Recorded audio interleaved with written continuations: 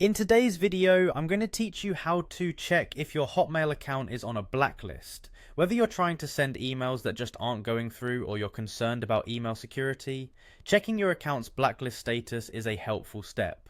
I'll guide you through this process step by step in about 5 minutes, so let's dive right in.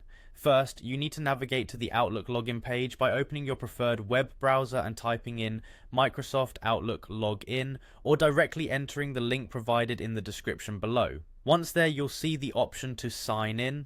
Clicking on this will prompt you to enter your login credentials, so use your Microsoft ID and password here. If you've forgotten your password, don't fret, there's a forgot password option available. Simply follow the prompts to reset it.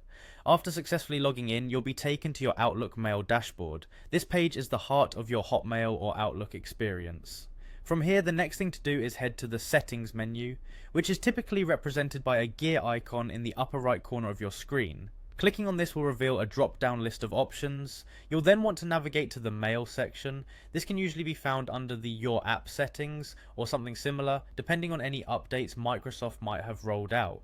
Click Mail and you'll see several options on the left side of your screen in the Settings panel. Within this panel, you'll find an option labeled Junk Email. Selecting this will take you to the settings page where you can manage your email security features. This is where you can check and manage emails flagged as spam or junk, spoof emails, and more.